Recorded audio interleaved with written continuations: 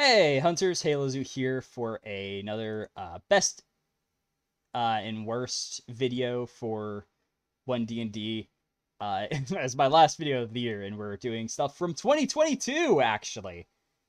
Ironically, this is something I never got around to doing before, because it was kind of old, but I decided I would finally do it and talk about the species slash races. I'm just going to call them races just because that's what we've always called them, so that's just what I'm going to use.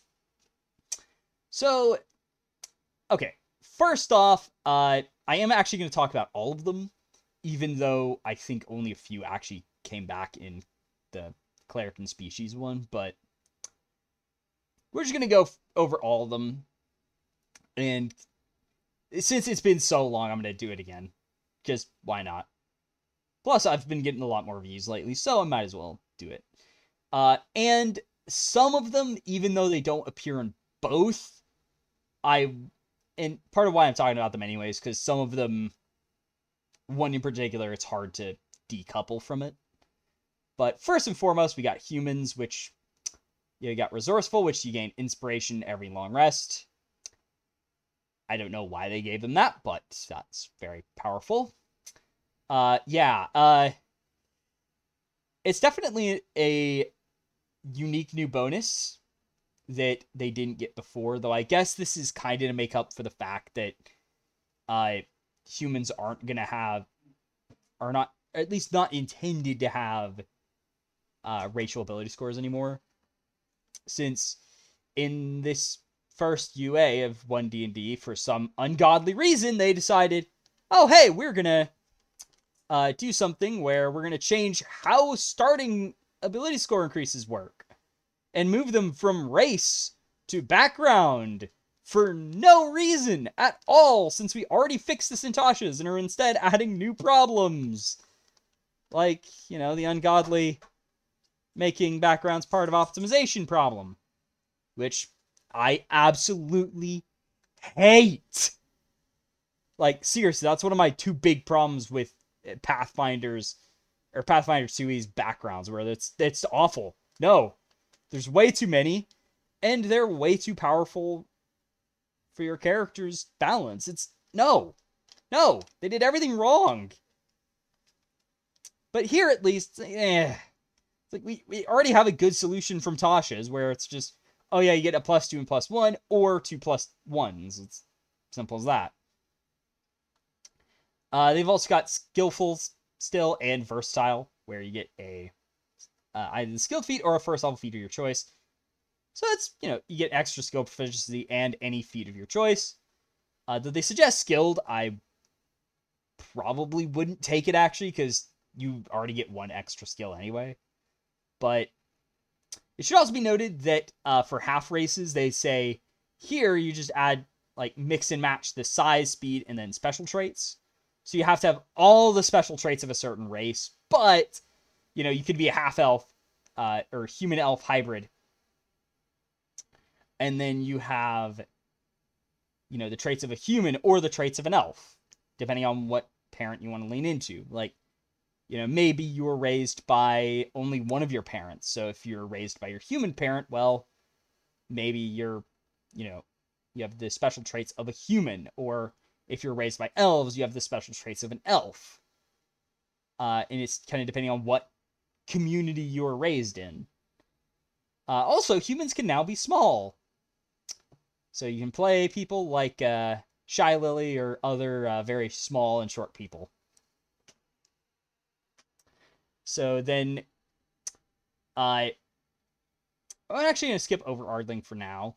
I'm going to talk more about the races that if I recall, didn't show back up. Because I don't think... Yeah, it was just those three, so... There's 3 of them came back, but we're just going to talk about the ones that aren't for now. So then we have Dwarf, medium only, even though they actually would make a lot of sense to be medium or small, especially over humans. But no, you can play a human shorter than a dwarf now, because why not?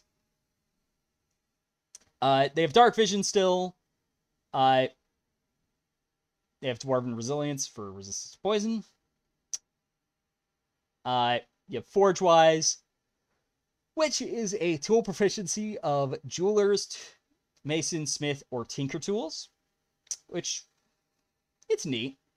Then Stone Cutting, gain Tremor Sense as a bonus action, but you can only use it for prof times per day, and it only lasts 10 minutes, but it is cool that they made that actually useful, where it's like, oh, hey, here's some Tremor Sense. Have fun. It's actually cool to have it where it's like, I don't think player characters almost ever get Tremor Sense. It is hilariously rare. It exists, but almost never used. And then Dwarven Toughness is now the default. So basically, they removed sub-races entirely. Granted, the base dwarf sub-races actually make sense to split off. I will, say that right now, at least, they just do not have a well-defined reason to exist post-Tasha's. So just giving you the extra HP is much, much better. But what about Dwerger? What? How are they going to work with this? So I think it would be nice if they kept sub-races around for Dwerger. Or Duergar. However you want to pronounce them. Mostly because, and I think Dwarven Toughness would be a good replacement, where it's like, okay, either you get Dwarven Toughness, or you get something for being Duergar. Elf showed back up, and they are medium only. And Dwarf, I think it's... Oh, they have the 30-foot speed. I don't remember if they always had 30-foot, but I don't know. But, Elf, you got Dark Vision. You got your Fey Ancestry for advantage on saves against being charmed. You have Proficiency in Perception from Keen Senses. You go into a trance. Simple enough. Elven Lineage, aka Subraces. So you get a 1st, 3rd, and 5th level benefit. But the 3rd and 5th levels are a spell you get. And I believe you use whatever. Yeah, you just use whatever mental stat you want for them. But now, they all have 3 spells, including a cantrip. So, Drow have 120-foot Dark Vision instead of 60-foot, and they get Dancing Lights, as well as Fairy Fire at 3rd and Darkness at 5th. High Elf get Prestidigitation by default, but they can swap it up with a different arcane cantrip, which I suspect is going to be changed over to a different wizard cantrip and all that. So, due to the changes. Then they have Detect Magic, and then Misty Step as their once per day spells, as each of these can be used once per day. Then the Wood Elf, they have a 35-foot movement speed, and they get Druid Craft. So instead of getting an extra thing, High Elves only get the variable cantrip, but the variable cantrip's actually really cool. That's very powerful in the right hands, as you basically get to prepare 1 cantrip from the arcane list, so definitely cool. And of course, the Wood Elf gets Long Strider. Not that you really need it that much, because you're already really fast. I personally would rather have something else, but I can kind of get that, there's nothing else they would rather give them. And then Pass Without Trace. Very powerful spell to give them. But it works, Excuse my yawning. So we got Gnomes, only small, 30-foot speed, 60-foot Dark Vision. And they have advantage on Intelligence, Wisdom, and Charisma saving throws. What the heck, wizards? Really?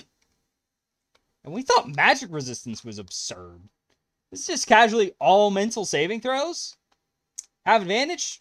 What? Please kill this with fire. And make it, maybe just a +1. Or have limited uses. I don't know. Anything but this. And then also you have a gnomish lineage. So, just like the elf, you have various choices of spells and stuff that you can get access to. And you get to use intelligence, wisdom, or charisma for the spell. Just like an elf. So you still have the forest gnome and rock gnome, and I assume deep gnome / severe nephilim will have their own stuff eventually one day, since they still have sub-races like they should. But the forest gnome, you get minor illusion, and then you can cast speak with animals prof times per day. So that'd be a cool one. And the speak with animals is, it's neat flavor and offers a lot of fun opportunities. And minor illusions just, yeah, it's a cool spell. Rock gnome, meanwhile, gets prestidigitation and mending, so they get 2 cantrips. But they also have an additional way to use prestidigitation by taking 10 minutes to make a clockwork device with 5 AC and 1 HP. And, consumes 10 gold pieces of materials. And you can choose an effect done by prestidigitation. And it can be activated as a bonus action to do that effect. So,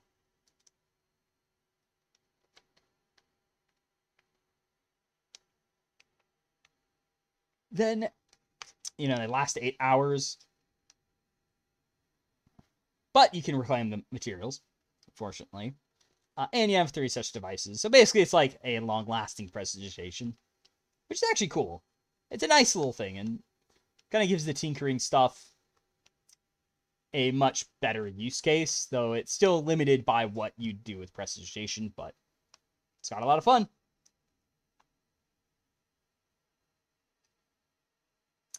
Halfling, meanwhile, sub-races were removed entirely, unsurprisingly. They're just small, but they're brave, meaning that they have advantage on against being frightened.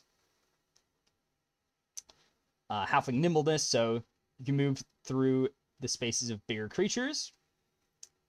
You have proficiency in stealth automatically, and then you have freaking luck! What the heck is this? Like, whenever you roll a nat 1, you just automatically re-roll it, use a new roll. Granted, it's only a nat 1, it's not just any failure, which at the very least means it's less likely to come up, but when it does, oh boy, it's hilarious. It's certainly powerful, but at least it doesn't happen enough to make it problematic, I think. Orcs, aka half-orc renamed. Pretty much. You got Adrenaline Rush, where you can take, you dash as a bonus action, prof times per day, and when you do so, you get prof temporary HP. Not half bad. It works. These guys are big for medium. They have 60-foot dark vision. They have powerful builds still, which is always cool to see.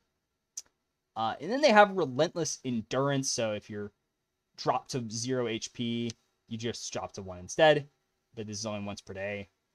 Tiefling, we will talk about later, actually, because it ties in to one of the new ones. So there's also, in Cleric and Species, the Goliath. So the Goliath is one of those races that, and this is something I'll be mentioning when we get to good old Dragonborn here, they didn't really need to change this one. So we literally just got it reprinted in Mordenkainen's even. And so, we didn't really need a change. It was good as it was. But as we'll see, this is got quite the change, and it's actually a really good one, contrary to other changes like it, as we will see. But anyway, Goliaths are medium. They have 35-foot movement speed, which is really surprisingly high. They They have powerful builds still. Sorry about the cough. But you can end advantage against being grappled as well, which is cool.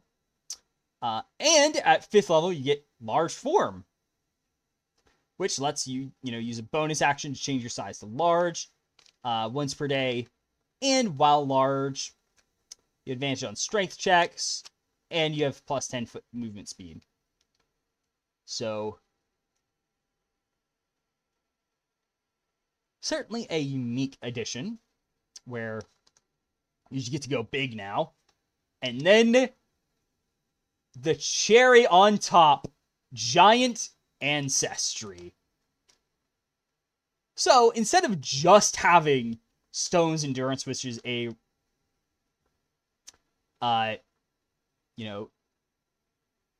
proc times per day, you can roll a d12 plus con and reduce damage taken as a reaction. And now you've also got all these other things you can do based on the other types of giant. So you can now take Cloud's Jaunt, where you just teleport 30 feet as a bonus action.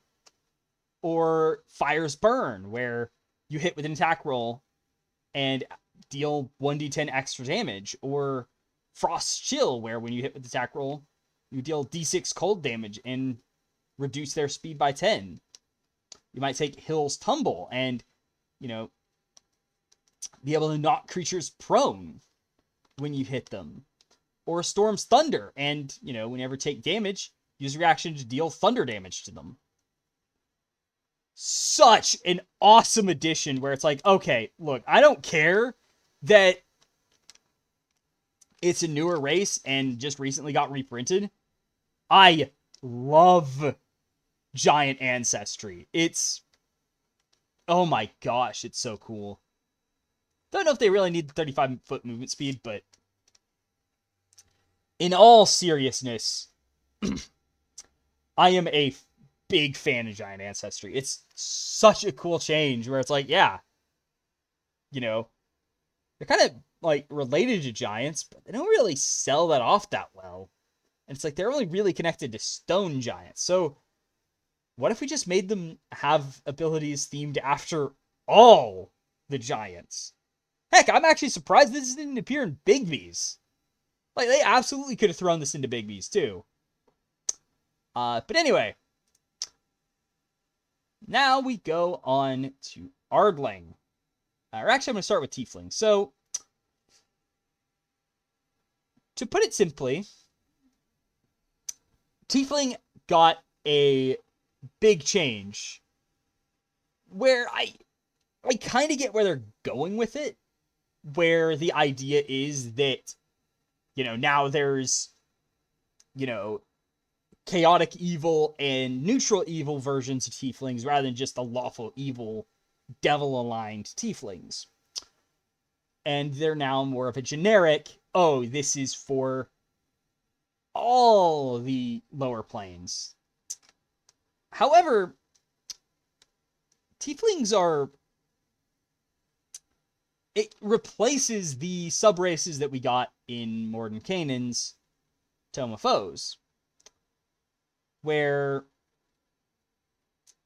it just, it was really good. Like, we have different versions of Tiefling for all the different layers of hell, and it's really cool. It's a unique and interesting idea for them. And now it's all thrown away. And instead of having these, fiendish legacies be like the Abyssal and Chthonic ones, actually be in place of those, it sort of replaces them. But anyway, as for their other stuff, they can be small now. Interesting enough. 30 foot movement speed. They have Dark Vision. They have Fiendish Legacy, of course. And Otherworldly Presence, so they always have Thaumaturgy. And it uses the same stat as Fiendish Legacy, which just gives you a bunch of spells and a resistance. So, let's look at them. Abyssal! Oh, boy, I feel bad for this one. Far and away the worst. You have resistance to poison, which isn't half bad actually, but you have the poison spray cantrip. And this was before they fixed it and made it way better. So yeah, you have the old poison spray. Now at least poison spray is a bit better, but it's still poison spray. Or should I say, poison damage. Yeah, it really sucks. Then you also have Ray of Sickness, which, it's got some good utility, but it's a poison spell, unfortunately. And then Hold Person, which is the only reason to take this, honestly. Because that one's actually good. And of course, like Elf, these spells here are once per day. Each.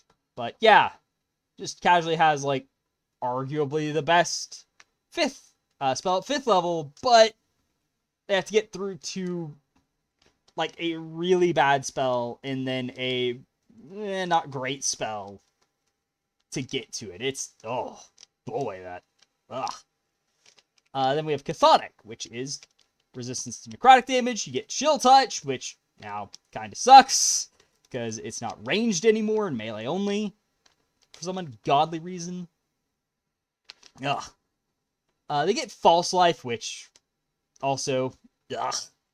Like, I mean, at least it's free, but I'd rather have, like, anything else that's, actually doing anything worthwhile. Because False Life, outside of the invocation that gives you at-will False Life, it sucks. It really does. Then you also have Ray of Enfeeblement, which is actually nice to have, because you can just weaken a person. Not always useful, but it's, it usually gets some good mileage when it does come up. So, Cathodic, it's not bad, though it kind of suffers from the same thing now that, though a bit in reverse, where it's like, now it's like, oh, you have a kind of bad spell that's underpowered for what it is, and then an actually decent spell, though not as good as Abyssal. Infernal, meanwhile, it's more the traditional one. Resistance to fire, you get Firebolts, Hellish Rebuke, and Darkness. Firebolt, not bad. It's actually a good one. And I'd say Infernal's probably the best, just because Firebolt is generally useful in a variety of situations. Hellish Rebuke is good. You may not always be able to use it, but when it does come up, it's nice to have. And then Darkness is, maybe the weakest one, just because it doesn't help your allies at all. But it's useful in a pinch if you need it, so it's there at least.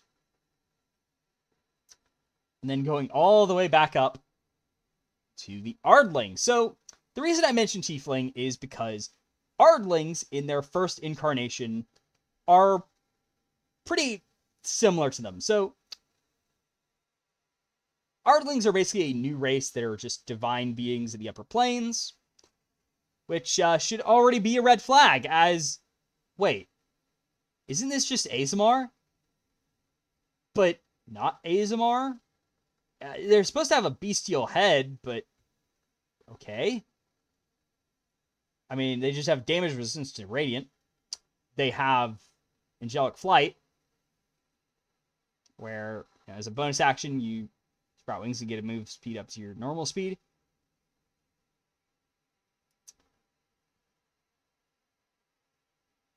And you can use it prop times per day. And it's just like for an action you fly, which, okay. And then you have the Celestial Legacy, which is, you've got a spell you can cast once per day at 3rd and 5th level. And you can do it first. So, it can be Heavenly, which is associated with Lawful Good, which gives you Thaumaturgy, Divine Favor, and Lesser Restoration. So more of a melee one, thanks to Divine Favor. Heavenly, which gives you Light. Cure Wounds and Zone of Truth, which, it's got utility. It's helpful. And then Idyllic, which is the chaotic good one. Actually, no. Exalted's chaotic. Heavenly's awful, and then Idyllic is neutral. I would have preferred if they put them in, like, lawful good, neutral good, chaotic good, or chaotic, neutral, lawful, but well. But anyway, Idyllic, the neutral good one, is Guidance, Healing Word, and Animal Messenger. So, oh boy, those first 2 spells are just better on Idyllic. Third, the worst by far. Like, by far. Exalted probably is the best one, just because less restoration. When it comes up, it's great. Like, let's be honest. But Zone of Truth has its uses, but yeah. Ardling, first pass, you kind of question, why do we need this? Because it's really just Divine Tiefling at this point. Do we really need it? I don't think it's that useful. It doesn't really play into the beast stuff. So, the second time around, they came back with it, and it's like, okay, here's the new Ardling. Still medium or small. 30-foot movement speed. They have keen senses now with perception proficiency, which is cool. Replacing the resistance. And then you get Divine Magic, which each day you get to prepare a Divine/Cleric cantrip using Intelligence, Wisdom, or Charisma. So that's a very cool thing. Like, you prepare a Divine spell each long rest. Certainly very cool. But they also have Animal Ancestry now, which is basically a way of saying, yeah, you know, let's play at the animal side rather than purely the Divine, which absolutely great. I prefer this. It should be noted, though, Ardlings are not appearing in the One D&D Player's Handbook. They're going to appear later, which, fair. They're not well defined, but what we have here, I think, is good, because it feels less like it's a Divine Tiefling, and it's more of its own thing. Divine Magic is cool, especially since it kind of avoids balance problems like the previous version had, where for first level spells, Idyllic was just far and away the best, by far. At least barring the new Cure Wounds, which does double the healing from dice alone. Same with Healing Word, but it's affected a lot more because it's +8 maximum rather than +4 on top of 4. So it gets a lot more powerful. But being able to swap out the cantrip is cool. Here, though, you know, we've got Animal Ancestry, and you can be a Climber, which just gives you a climb speed. And once per turn, using an Arm Strike, you can deal plus prof damage. Pretty cool, actually. I can imagine a lot of monks taking Climber, Ardling, whenever it does come out. Flyer, what the heck was this? Like, what the heck was this? If you fall at least 10 feet, you can use a reaction to negate the fall. You can fly 1,000 feet and negate the fall, buddies. What? And when you jump, you need flap your wings, gain advantage on the ability check. So basically, whenever you jump with advantage. Which, cool. Kind of powerful, but fair. The no fall damage, though. Why? That needs a massive nerf. Period. Racer, take the dash action. You get 10 times your prof bonus as a speed buff. So basically, you now move, like, starting off, it would be 20 feet more with the dash action, which is very absurd. Like, I can only imagine rogues and monks, especially with this. Then last but not least, you have Swimmer, so you get a swim speed. You can hold your breath for up to an hour, and have some cold resistance. Simple enough. Need some rebalancing, but I like the direction of Ardlings are more of a bestial thing, where they have the Animal Ancestry, as well as the Divine Magic still. It works. And then we move on to our last thing today, the Dragonborn. So, not doing much else, but we'll talk about it afterwards. So first off, unlike Goliath, and like the Tiefling, I question why the heck this even has to exist. Especially like this. Since pretty much they took the original Player's Handbook Dragonborn and tweaked it with highly mixed results, in my opinion. So what I mean by this is, if we look at it here, you'll see it's like, oh yeah, you know, you've got your Draconic Ancestry. It's back. You still have the resistance and stuff. However, you'll notice there are no breath weapon shapes. And also, you might remember Fizzbands has its own Dragonborn that are a bit of a mess, but they work. It's just Chromatic and Metallics here. And your breath weapon is just a cone. They did add the new, like, prof times per day, and it replaces one of your attacks, and you add your level to the damage. So it's 1d10 plus level. I would have preferred if it scaled in dice like a cantrip, but yeah, it works, I guess.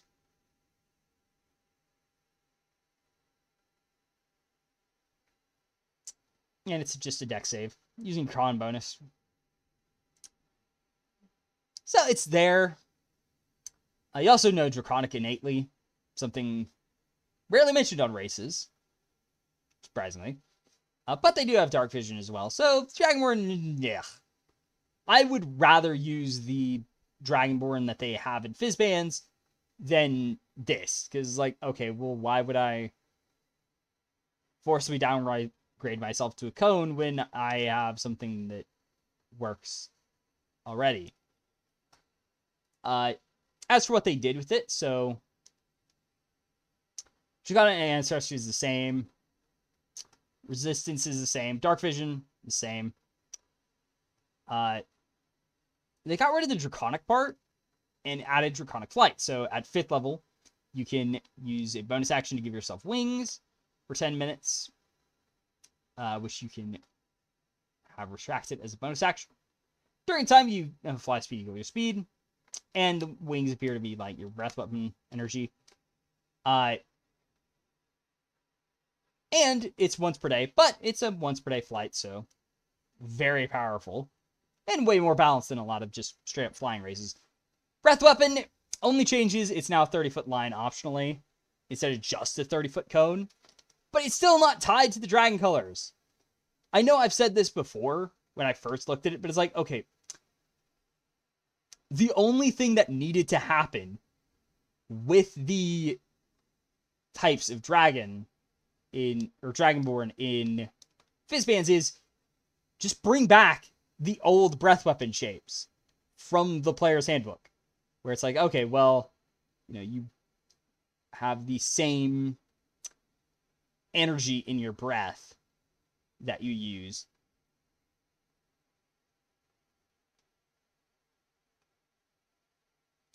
But yeah, it's better than the player's handbook, I will say that. It's absolutely better, because it is the better scaling. And, of course, it scales like Gantrim now, so it works. It's good, you know.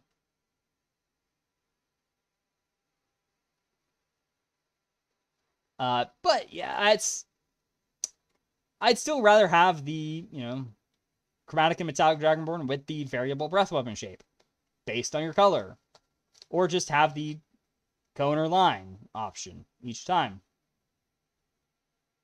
Both would work lovely and be better than what we're getting, because I don't really want a new version of the original Dragonborn. I want iterations on the Fizzbands Dragonborn, because they're cooler, to say the least, you know?